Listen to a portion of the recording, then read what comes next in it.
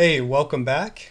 I just wanted to take a moment and say thank you to everyone who viewed the video, my first video, and liked that video, and those who subscribed to my channel, and all those who commented, and there was nice discussion there, and I even got a bunch of emails. And if memory serves, I know it's been a few weeks, but I think I posted that video on a Sunday night. And I can see how this sort of thing can be so addictive. Because until I went to bed, I just was on my analytics page or on the video page, just refreshing to see if anyone was viewing the video. And then I was like, all right, I'm going to bed. But then when I woke up the next morning, I had 11 views. 11. I had 11 views and 1 subscriber. And I was super excited. I wonder who the first subscriber was. I wonder if in the analytics maybe I can find that out. But that was exciting. 11 views, 1 subscriber.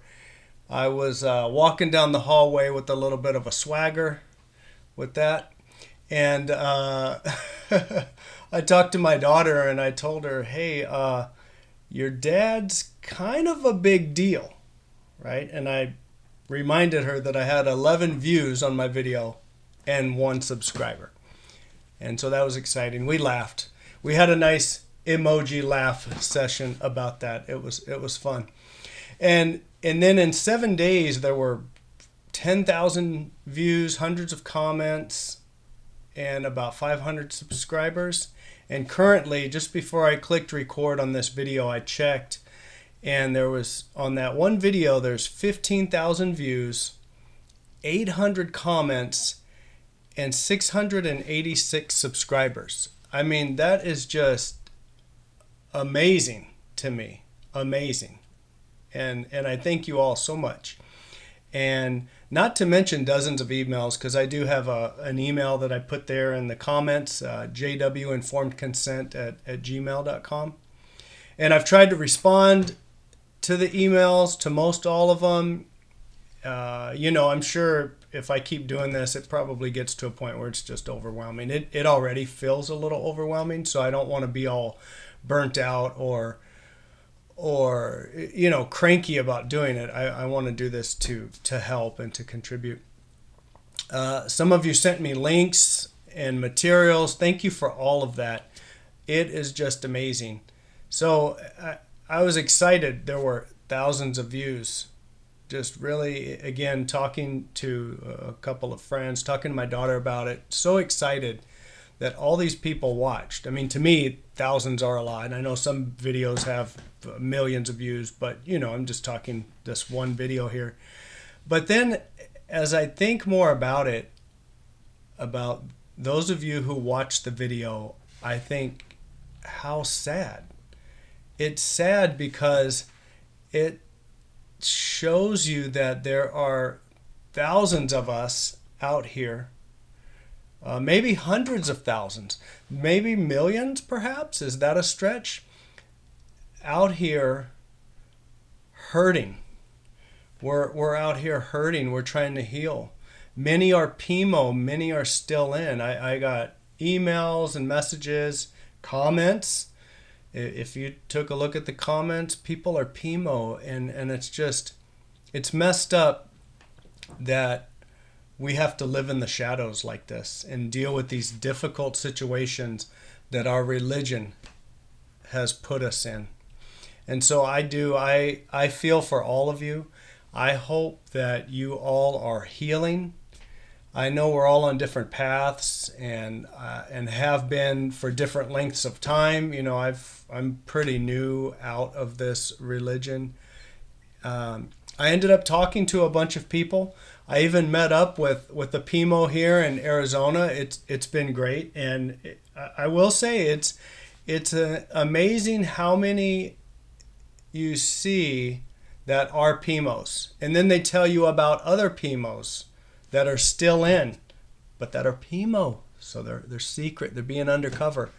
This is mind-blowing because I know these people as I'm hearing names, I don't know all of them, but as I'm hearing names, I'm like, what? That person? But they can't. They have to stay PMO. They can't blow their cover or they blow their life up, and they're just not ready for that. And I don't judge. I completely understand. I completely understand. And I hope you can heal and just be in a space where you're thriving. You're thriving there. It's wild that I had no idea that this underground world existed before leaving, right? I guess none of us did.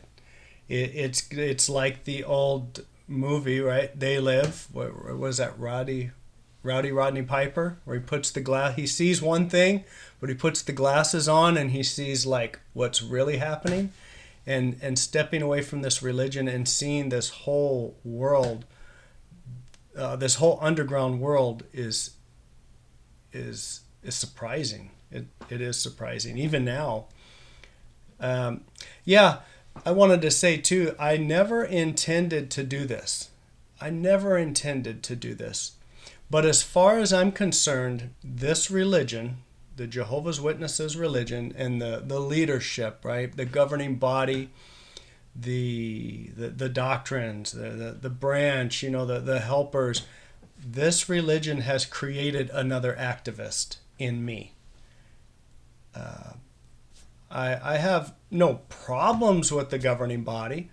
I'm going to speak up, though. I definitely don't have any problems with my brothers and sisters and like all the rank and file and all the witnesses around the world who are in there.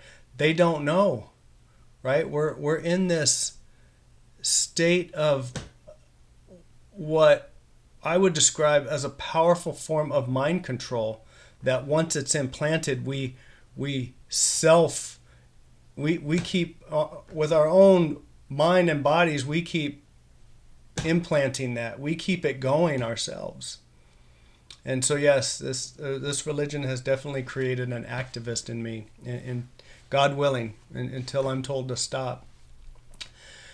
You can't treat people like this and deceive people for decades and then expect them to go away quietly. Is that reasonable? I've had family tell me, even very recently, why do you have to be so outspoken?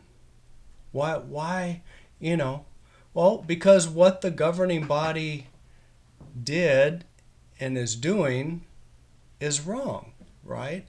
These things are not right. I had a family member tell me when I was still in, this might have been after I was no longer an elder, but they said, you could have, I had family and friends that wanted me to just do this quietly so they could still associate with me. So they wanted me to take advantage of the Jehovah's Witness loophole, essentially, right? And they are saying, I had one family member, and I love these people. When I'm talking about people to everyone on this video, I love these people. Even if I'm digging a little bit, I'm trying to be truthful and just know that I love these people. But this family member tells me, why couldn't you just go away quietly? You had to go away with your hair on fire. And it's like, well, for one, there's not a lot of hair up there to be on fire. And I guess you could say this is kind of outspoken, putting a video out there, but I'm not like, I don't have a megaphone in front of the Kingdom Hall screaming, right? I'm not throwing up the double bird at the GB.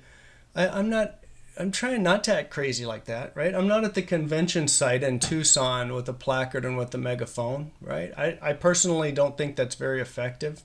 I don't want to scare people, but to think that someone should just, okay, you're bothered by those things, well, just go away quietly, and then we'll give you a little bit of attention. We'll hang out with you a little bit. And like I mentioned in my first video, as soon as I started sharing a little bit of doubt, I noticed the shift. There was a shift right away in how people treated me, and very quickly after that, I not being invited to things, right? And so I feel like I have the same sense of justice now that I had when I was one of Jehovah's Witnesses, and I was condemning all those in Christendom who were completely wrong about everything, right? I had that sense of justice. Now, as I mentioned in my first video, I don't think Jehovah's Witnesses are wrong about everything, but I still have that same sense of justice for what is right and what is wrong, and I'm going to speak up about that. And my channel, I'm mainly going to do long form. I know it was a long video, and Bethany interviewed me, and that was even longer. And I'm sure I'll do shorter videos, but right now I want to tell these stories. And the first video was to give a high-level overview of everything. And then now I want to zoom in on parts of that story and walk people through it. So I'm sure I'll do some shorter videos, but right now I wanted to tell these stories. And I'm okay with long form. And these are the kind of videos that I looked for when I was waking up. And we're all different, right? Because different things woke us up. And, male, female, we're all different. So the videos I looked for were brothers who were typically elders or Bethelites. And I wanted to hear the details of what happened and their experience. They could always say, well, I learned about this, and then this wasn't right, and then I experienced this and this. They could just kind of go through a list. But I always love it when someone paints a picture for me and walks me through that experience. Just like if you're a reader and you read and you read a good book, and they paint that picture for you in your mind. So I'm trying to do the same, and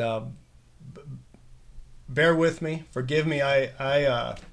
I think I'm trying to always find words that match my feelings and the thoughts, and it's difficult. So I end up just repeating or saying a few different words until I get to that word. And so again, God willing, I'll continue to make videos. I told the story at a high level. Now I want to zoom in and go to specific parts. Bethany from Stop the Shunning, she interviewed me, and that was great because her questions kind of took me through the story and allowed me to easily recall things. And even then, I want to include everything because I think these details are interesting and are important. But even then, you still forget. I went back and watched the interview with Bethany. I'm like, oh man, I forgot to mention that piece. That just happens. And before I go, I was just thinking I put memes on here, right? We all love memes. And I've been thinking of the meme that has really been resonating with me for 2025. There's a lot of memes. I've been posting memes on my WhatsApp status, and I've been getting heat for that as well. You're so bitter, right? Posting these memes. But this one, and you may know this one, this is from Dr. Will Cole. And he says, anything you lose by speaking the truth isn't a loss. It's a realignment. The best cleanse you'll ever do. Speak up, be brave. Speak up, be kind, be brave. I love that. I've been posting that one a lot. Another one is, this one says, to the haters, in small font, real small font at the top, it says to the haters. But then the main text says, tried shutting up, don't think it's for me, unfortunately. Yeah, that kind of describes me. And then this last one, Catherine Housh, if I'm saying that right, Housh.